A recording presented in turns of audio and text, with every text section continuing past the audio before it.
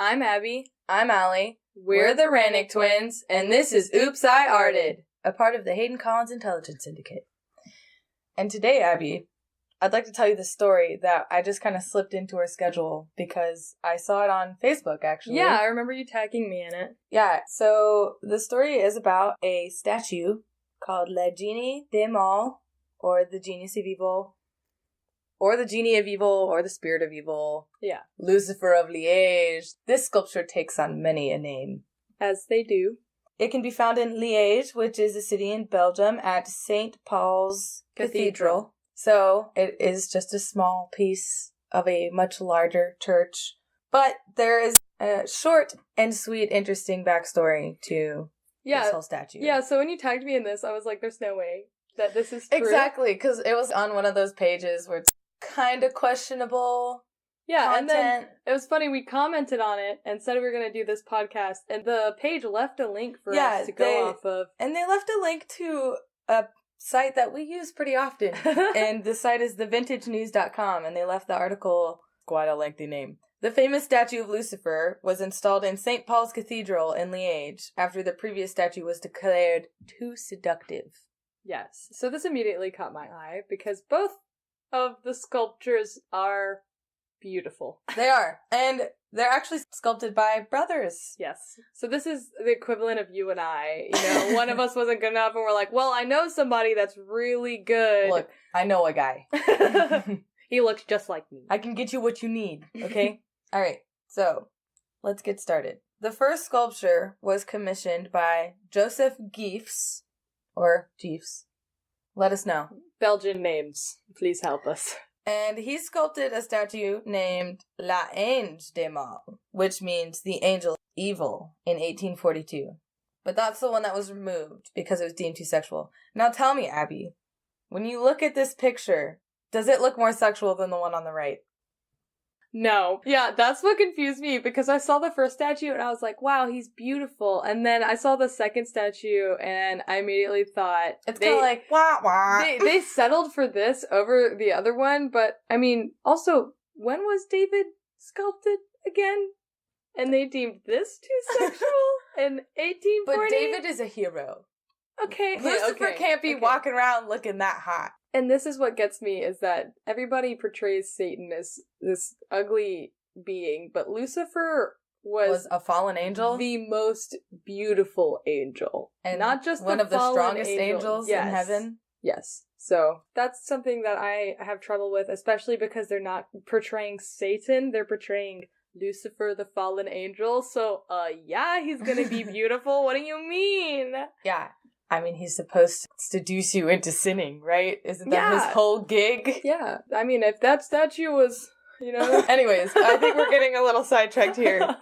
All right, so this statue was made in 1842. So I was looking into some stuff. I looked into this Vintage News article, and the reasons that it is considered too sexual is the statue is a young man. He's fully nude, save for the cloth that is covering his groin area and a little bit of his upper thighs. And he's chained to a stone, and there is a snake coiled up at the bottom of the statue, which... We can only assume that's the snake from the Garden story. of Eden. Yeah. Yes, of course. And his legs were crossed at the ankles. He was kind of man-spreading. And that's what bothers me too, is because you told me it was too seductive because his legs were spread, but his legs were hardly spread in my opinion, I think, compared to man-spreading in today's time. I mean, usually men are like, I can even cross my legs. And I know that that's nonsense, so. I agree. And also in the second statue, he's got that arm up. Anyway. And I think, personally, in the first statue, it looks like the cloth could be a little bit bigger than it is. Yeah. It's a little up on that thigh region. He's pretty scantily clad. There's room for the imagination. Just a little.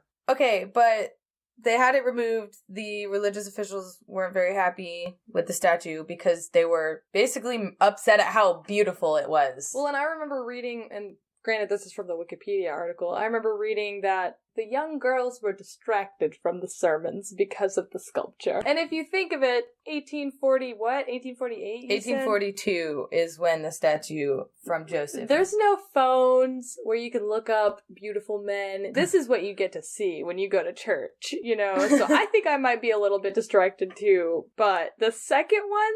Yeah, I think the girls were like, oh, we're not distracted anymore. It's fine. It's fine. Yeah, we're looking at the books. Shh, don't tell them. Don't look at them too hard. So I also read a good quote, the Vintage article. It said, quote, the statue represents the fascination with Satan and the occult during the Romanticism period. Yeah, so if you guys are familiar with Romantic era art, some of it's pretty dark as far as Henry Fuseli and all of his art, and a lot of it had, I guess you could consider it religious imagery. Well, there's also just a lot of fascination with sin and with the repercussions of sinning at the time. Definitely could do a whole podcast episode about that. I love romantic art. But anyway, so the statue was removed and they commissioned his brother, whose name looks really hard to pronounce, but it's just Gium. Gium? Gium. So he's Jim. He's Jim Gies. Well, the Wikipedia page said William as well. So I don't know.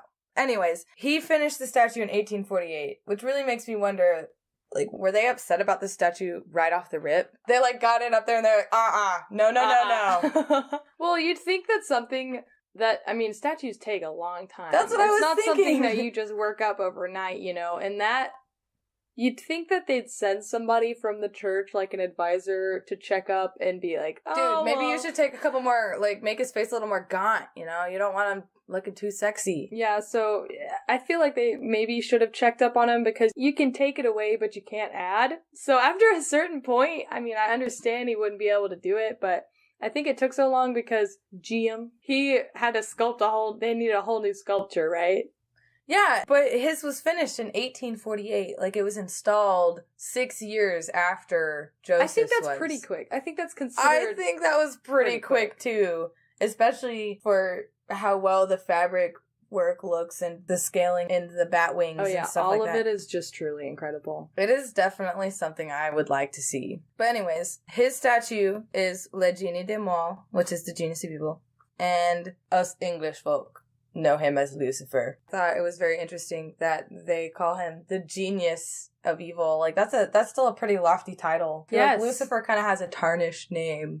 Well, and even the angel of Eve. They didn't consider him what we consider him now. He was this fallen angel, you know, cast down. I feel like we got some disrespect for Lucifer these days. He's not a red goat man, okay? He's beautiful. Yeah, so the second statue, both of them are sculpted in white marble. And he looks much like the first statue. He's got the bat wings with the scaling. Long hair. Yes. Very muscular. Actually, the second sculpture is more ripped than the first. I would agree. And I also like the addition, the apple at his feet, which I didn't notice mentioned in any of the articles that I read about these sculptures, but I think it's a nice homage to the first sculpture with the snake, and then he had the apple with a bite taken out of it to signify the knowledge, etc. Yeah, so I thought that was pretty cool. I find it very surprising that no one said anything about the apple as well. So yeah, in the Wikipedia article that I read, they mentioned, I can't remember what else he was holding in his hand, but that as well as the crown. He has the broken scepter. Oh yeah, the staff, yeah, okay. Yes. And then,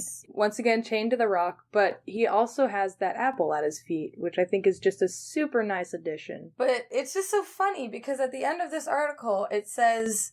And just for the record, the second sculpture was made by the older brother. Cough, cough. But immediately people were like, this is much, much better. This keeps the classical beauty of Lucifer, but it's not sexual. See the way he's got his arm up? I've seen some guys in profile pictures pose the same exact way. Also, I understand there is more cloth in his groin area, which I'm sure is kind of what they were insinuating that they wanted, but not much, honestly. His knees are together in this image, whereas his ankles aren't crossed or anything. But that arm. But like we said, this statue is just a small piece of a much larger pulpit, right? Yeah, and it's in the middle of the pulpit, and there's a double staircase. Double spiral staircase. Yes, and I don't know if Guillaume planned this or what, but the staircase almost accentuates the shape of the wings. Them. I definitely think that he did that intentionally. A part of making a statue is kind of knowing where the statue is, which is, remember in our David episode, we talked about how his features were so exaggerated and how his hands are huge. Oh. Well, and it's because he intended for the statue to be seen from a certain angle. So for Guillaume. It might be Guillaume. Guillaume? Well, and that's why I think Wikipedia may have said William, because maybe the Belgian pronunciation might be closer to William, and we might just be totally butchering his name. I think it's Guillaume. I write down pronunciation spellings. Yes, well, you have to. Most of the stuff we go over, it's either really old or it's not from the modern English language that we know today. And since we were talking about David being 16 feet tall, this statue and the other one were about 5.5 feet tall. When you look at St. Paul's Cathedral as a whole, the building, the Romanticism era, the Gothic style. Yes, I was about to say the pulpit is definitely really Gothic, in my opinion. I agree. I mean, if you look at any Catholic church from around this time period, they're all just so incredibly intricate, very detailed. There are multiple sculptures in this pulpit. He's like right at the center. Yeah, right at the center of the double staircases that are coming down on either side of him. I believe their pulpit, what is it? The triumph of religion over the genius of evil. What their